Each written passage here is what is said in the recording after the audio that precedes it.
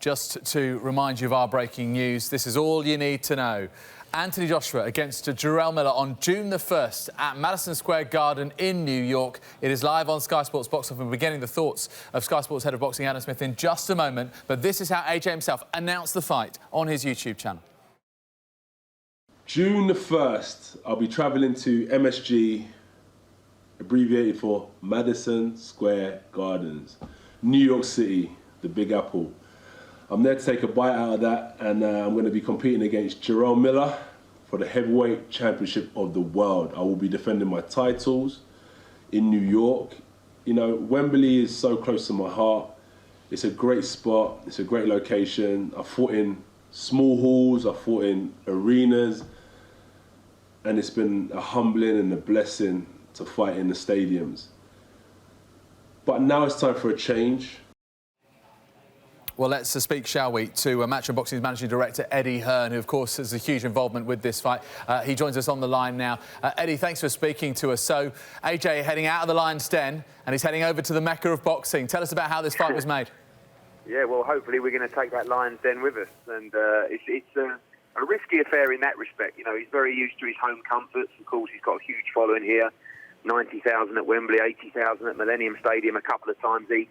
And now he goes to what you said, the Mecca of boxing, the iconic Madison Square Gardens, where, you know, the great heavyweights before Ali, Frazier, Joe Louis, Rocky Marciano, Mike Tyson have all graced the four corners of the ring out there. And it's a major moment for his career. Probably come a little bit earlier than we expected. But, you know, he goes there June the 1st, and it's going to be a major statement to the world. If it's a bit earlier than expected, Eddie, then why now? Why this fight and why this opponent?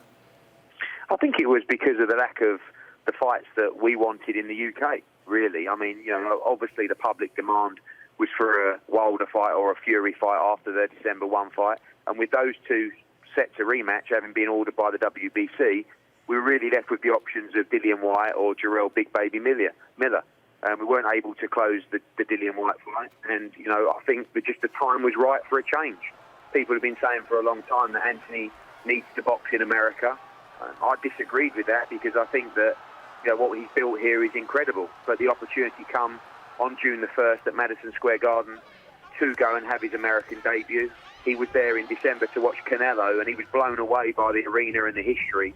And like I said, you know, it's a major statement in the US market, and I think heavyweight boxing now all around the world, but especially in the US, is booming. And I think this is a great move for him now to expand globally as well. And like I said, we want to take the whole of the British fan base there as well. We're going to have a huge card of all British and Irish on one side in World Championship fights, unification.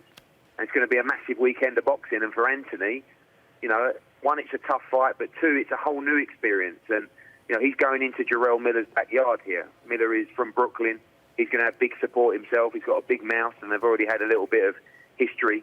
But this is a major moment for Anthony's career, a major moment where you see him really branch out and like I said, become that international star.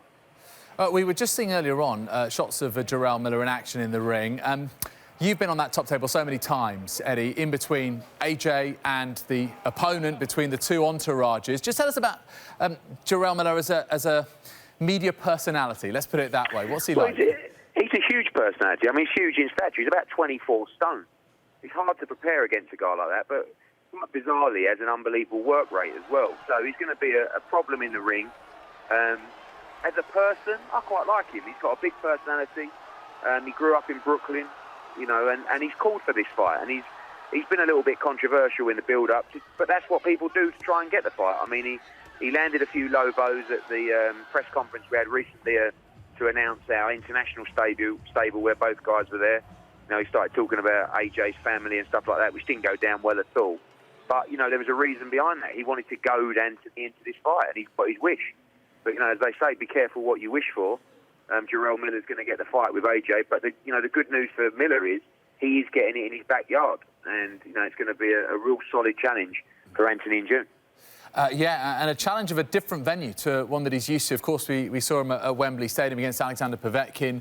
But what about this? The MSG, it's a tighter venue. It's an intimate venue, isn't it? How will he deal with that kind of challenge? As you say, it's something new for him. Yeah, I mean, he hasn't boxed at a venue like that since Molina. and that was at the Manchester Arena. That was back in, December 2015, I think. So it's been a long time boxing in an arena. It's not just the arena, it's obviously the time zone, it's different commissions, it's different rings, different guys, all kinds of different things to consider. But he's really excited about that challenge and excited to do something different. And like I said, it was never our intention. You know, we wanted to go in Wembley on April 13th, but this opportunity presented itself. And I think with everything happening in the world in terms of heavyweight boxing, this is a major statement. And you don't really get many chances to headline at Madison Square Garden. Like I said earlier, the names that have done it are iconic in the sport of boxing. So to have on his resume, you know, Wembley Stadium, Millennium Stadium, Madison Square Garden is an incredible achievement for a British heavyweight. And, you know, like I said, we want to take that Lions Den to New York on June the 1st. We're going to be announcing a massive card, starting nice and early for people watching at home in the UK. And obviously, if you can make the trip out, we're going to give you a weekend you won't forget. Fantastic. Listen, I'm sure you're looking forward to it. We certainly are. Eddie, thank you very much indeed for your time. Cheers. Right, let's have a chat once again with Adam Smith about this. I mean, this fight against this particular opponent, let's just analyse that a little bit closer in terms of the numbers, in terms of the actual technicals of this fight. What does he offer as a threat to Anthony Joshua, which he may not have dealt with before? Well, sure. First of all, he's unbeaten. Never lost in a professional ring. A little bit of amateur experience, but mainly in the kickboxing world as well. Hardened in the American gyms. Also was a lead sparring partner for Vladimir Klitschko. Around the David Haye times, he spent a lot of time in camp with Vladimir and Emmanuel Stewart, alongside other sparring partners like Michael Hunter, who's coming through now as a heavyweight. So, you know, Jarrell's got a lot of history. He was lighter then. He's put on weight. He's grown. He's matured. And he's got quick hands. For a guy who's built, he's a strange build. He's over 300 pounds. You look, his top half, and he looks quite fleshy, but real hand speed. He's got stamina. He's got what looks like a decent chin. He's got good power. We saw him there against Tomasz Adamek. I think that was in Chicago. We were over, and he blew him away. Adamek, of course, an old man in the division now, but he's done everything that's been asked of him so far. But this is a jump up in class for Jarrell Miller. But as Eddie was saying, it's a jump for Anthony Joshua out of the home comforts into America. He's going to be training in the States for the first time. They'll start in Sheffield, and I think they'll go over a few weeks before to get acclimatised. You know, Lennox Lewis used to train over there in the Pocono Mountains. Nassim Hamid too. And, you know, that's what you've got to do. You've got to get used to the time zone. You've got to get used to the different sparring partners. It's going to be very tough for Anthony finding someone like Jarrell Miller as a sparring partner. So that's a challenge for Rob McCracken and the team. As far as Jarrell's concerned, full of confidence, full of hype. He threw the line out, he fished AJ, he got the bait, and now he's got his opportunity in front of his home people. Bedford-Stuyvesant in Brooklyn, where Mike Tyson and Riddick Bowe were from. Now, this is a hard area of New York. He's a tough guy, Jarrell Miller, but he's a sweetheart as well. He's lovely to be around, and it'll be a fun build-up. It really will. They do really breed them tough in that neighbourhood, don't they? Let's just have a look at this tail of the tape. Out of the stats we've pulled out here, Adam, he's younger, he is taller, he's got a greater reach. And, of course, the last fight weight, significantly lighter, almost 5 stone difference. Which of those is the most significant that will play a factor? Well, 17.8's perfect for Anthony Joshua and the modern heavyweight, isn't it? You know, Lennox Lewis always sort of was at his best weighing around 17 and a half stone. He crept up Joshua around about the sort of TACAM time. He was sort of scaling 18-1, 18-2. I felt that was a little heavy for him. They slimmed him down. I think that's the perfect fight weight for him. Yeah, massive difference Miller will have going in there. But, you know, look at the height and reach and stuff, and Miller doesn't have that. It's all downstairs, it's a trunk, and it's maybe what gives him the stamina and the strength and the chin as well, Miller. But it's the hand speed which might give AJ one or two things to think about. But the unbeaten records for both of them, but the much higher calibre of opposition with Anthony Joshua. You know, if you look at the likes of Vladimir Klitschko and Joseph Parker, even sort of good heavyweights like Dominic Breazeale and Eric Molina, who was stopped. We know Breazeale going again against Dillian White, and you know Molina's no slouch. I mean, they're tough heavyweights. He got through them. Takam at 10 days' notice. Menafite Pulev, in comes a short, squat Parisian, and gave him a tough a tough test. Joseph Parker was unbeaten when Joshua fought him. So Joshua's answered all the questions. He's only had 22 fights, but he has fought the higher class of opponent. That's not saying that Miller can't rise to the occasion in his city, in front of his people, and he's certainly got ability.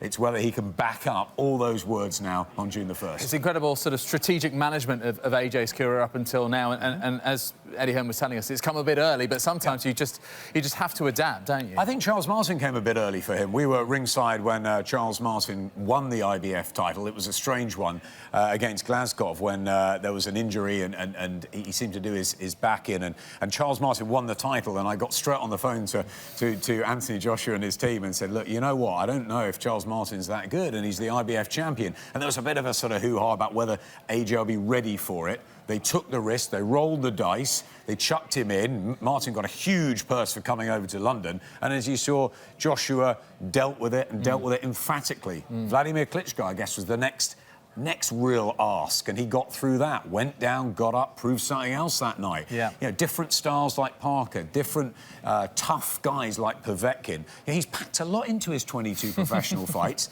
and of course he was a good amateur, but one that packed a lot in there as well. So it is an education. I think it's come a bit early, the American adventure.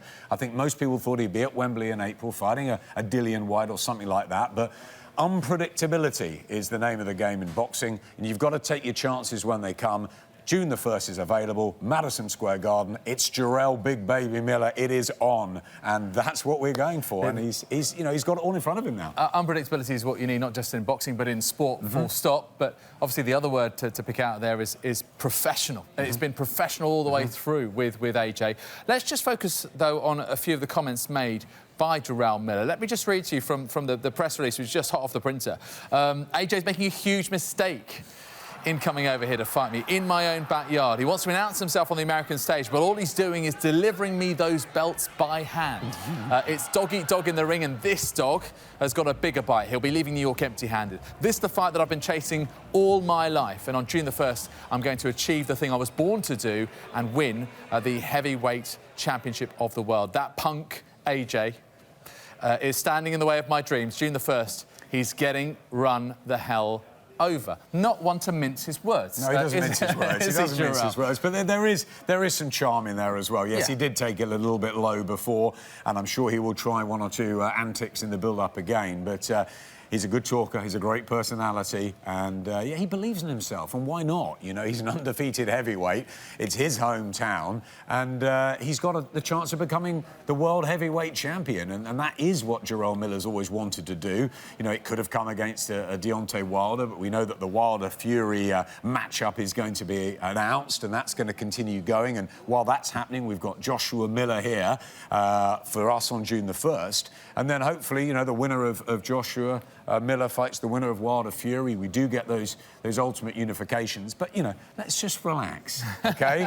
Anthony's got 4 world title belts, if you include the IBO. Deontay Wilder's got the WBC. Tyson Fury, sort of the uncrowned holder, because most people, including me, thought that he won it and won it well last time. The dramatic coming off the 12th round knockdown as well. He's got to go and do it all over again. Probably starts a slight favourite, Fury, to beat Wilder. Now, that could happen, AJ Fury. That could happen, AJ Wilder. But Miller wants to put a big spanner in the works. You've also got Dillian White not going anywhere, still continuing. How that good win over Derek Chisora. You throw Alexander Usyk into the mix, who's that brilliant cruiserweight, unified the divisions. He's coming up. Michael Hunter's lurking around. Joe Joyce is doing pretty well as well. There's plenty out there in this heavyweight division. But it's really good that we've got 2 unbeaten forces colliding. And I think this is a real...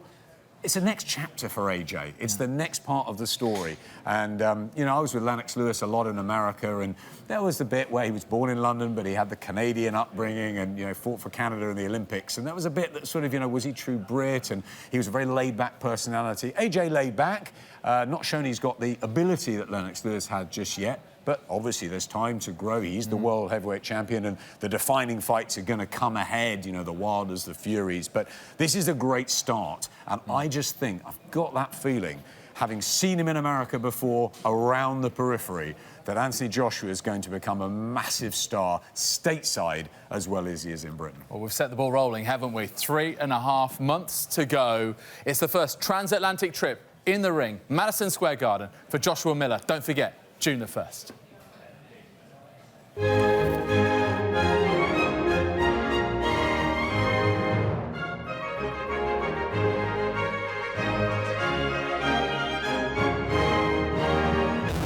I'm coming for you, buddy. Ain't no English muffin, crumpets, and tea. I'm coming for your behind.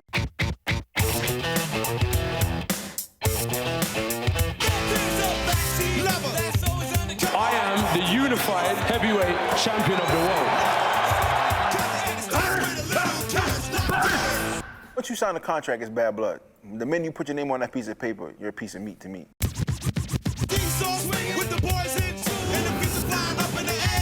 Brooklyn, boxing, it goes together, baby. I know for a fact I'd run into Joshua out the ring.